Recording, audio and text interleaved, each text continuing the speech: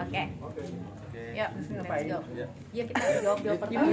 Tanya jawab Ibu. Tanya jawab Ibu. Aduh, Dia baca. yang tadi aja tadi jawaban tadi. Soalnya kita deg-degan setiap ngomongin topik sensitif. Kita deg-degan. Nggak enak rasanya.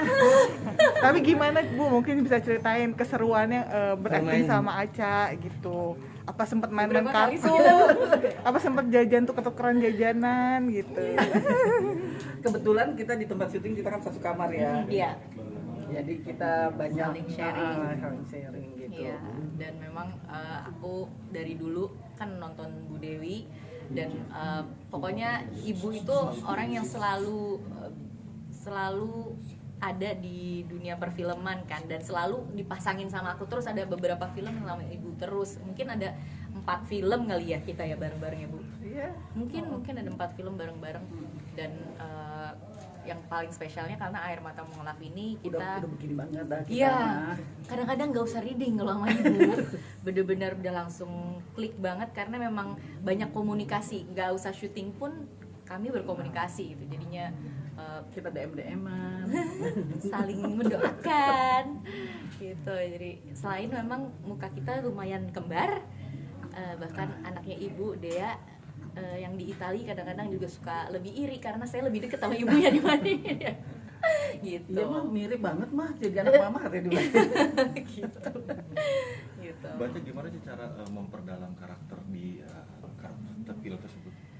Di Air Mata Mualaf ini pastinya kita bawain karakternya dengan pendalaman karakter di dalam skripnya aja, dan berusaha supaya apapun yang kita tampilkan benar-benar mewakili karakternya. Dan Angie ini kan memang dia tinggal di Australia, dia ada pelajar dan dia menemukan keimanannya dia itu ketika berada jauh dari keluarganya. Dan kenapa dia tiba-tiba menemukan keimanannya di Sydney, karena dia lagi ada dalam peristiwa yang dia tertekan sekali, nggak bisa curhat ke siapa-siapa gitu, ketika dia menerima bentuk kekerasan dari pacarnya sendiri gitu. Jadi ini adalah satu karakter yang memang penuh dengan gejolak dalam hati yang nggak tersampaikan dari orang-orang terdekat keluarganya atau ke orang-orang terdekatnya dia di keluarganya, tapi dia pendam sehingga dia banyak curhat ke yang maha kuasa gitu. Dia ada proses pencarian, dan pencariannya itu ternyata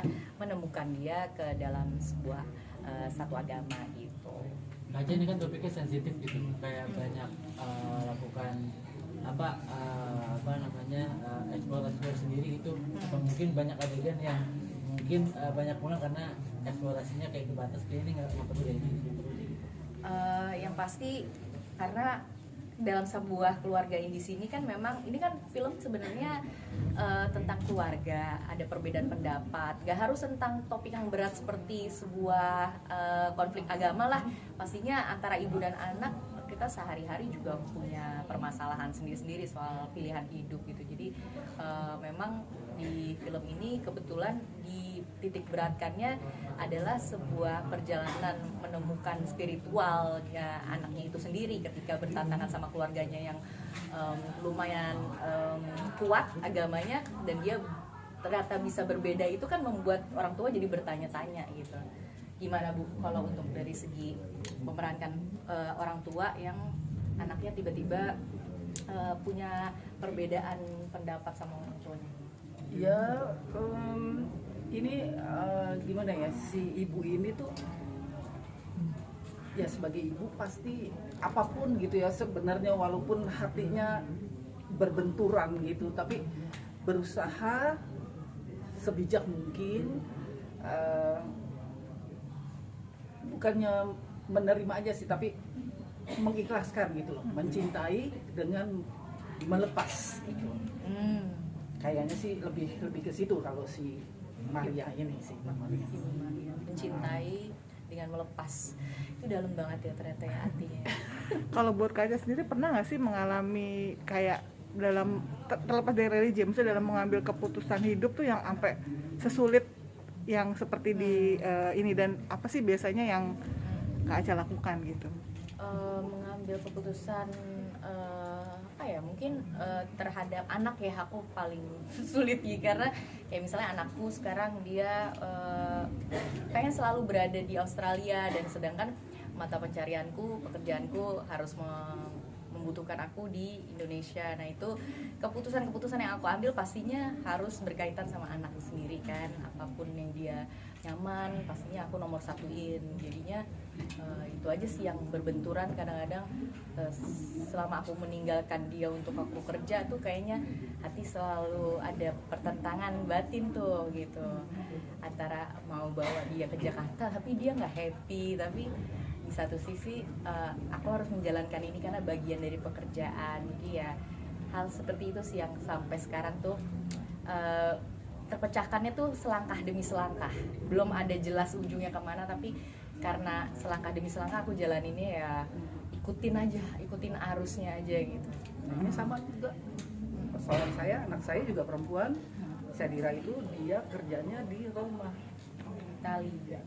kita ya dia udah memutuskan dengan saya mau berkarir di Cinecittà Roma, Italia. Ya jadi ya saya sebagai ibunya gitu kan harus melapangkan dada, berbesar hati gitu. Ya kalau itu memang membahagiakan kamu dengan tujuan itu ya silahkan. Tapi nanti pada akhirnya juga dia akan terus, mah kalau aku mau begini gimana ya mah gitu. Kita berkomunikasi terus gitu. Jadi yang penting nggak terputus hubungan komunikasi gitu ya. Itu Jadi poinnya. Apapun saya udah bilang sama anak saya ini sahabat kamu, udah gitu. Jadi no secret at all. Gitu. Oke, baik, kita cukupkan dulu pertanyaannya, kita foto bareng dulu. Itu doang. 1, 2, 3. Jangan lupa untuk nonton Air Mata Mualaf Tanggal 27 November di bioskop. Oke. Karena nggak bisa kompak makanya dia mau sendiri.